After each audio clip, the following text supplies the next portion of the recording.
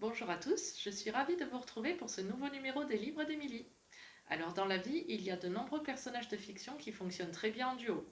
On a Sherlock et Watson, Batman et Robin, Mario et Luigi, Sacha et Pikachu.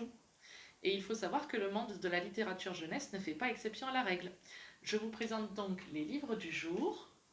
Ce sont les Max et Lily. Alors Max et Lily, c'est une série de petits livres illustrés qui existe depuis 1992. Ils mettent en scène un frère et une sœur dans différentes situations de la vie quotidienne. Chaque livre traite d'une problématique spécifique, que ce soit à l'école ou à la maison. On a ici par exemple Lily est mal polie, Max a triché, ou encore Max et Lily fêtent Noël en famille. Alors tous les livres sont faits sur le même schéma. On a en premier une bande dessinée qui traite du sujet et qui se termine par une solution appropriée.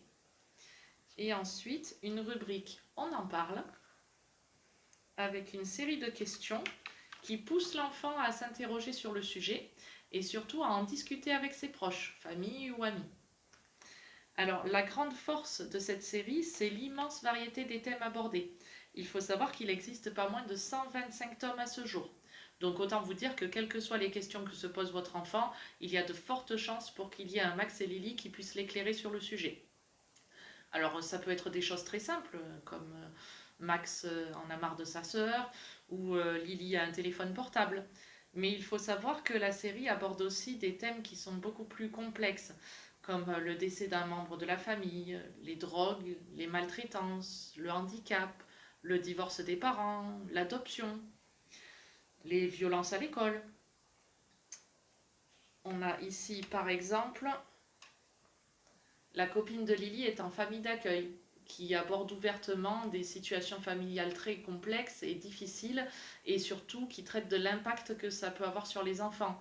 On y parle notamment de l'alcoolisme des parents, de la dépression ou encore des violences conjugales.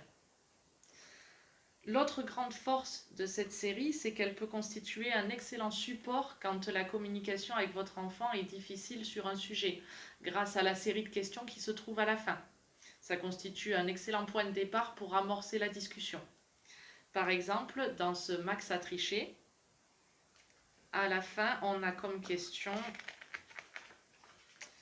si tu triches souvent, est-ce parce que tes parents veulent que tu aies des bonnes notes et que tu ne veux pas les décevoir? Est-ce parce que tu n'as pas confiance en toi? Ou encore, penses-tu que cela arrive aussi aux grandes personnes de tricher? De quoi ouvrir le débat et répondre à toutes les questions que peuvent se poser vos têtes blondes. Voilà, nous arrivons à la fin de cette nouvelle vidéo. J'espère que celle-ci vous a plu.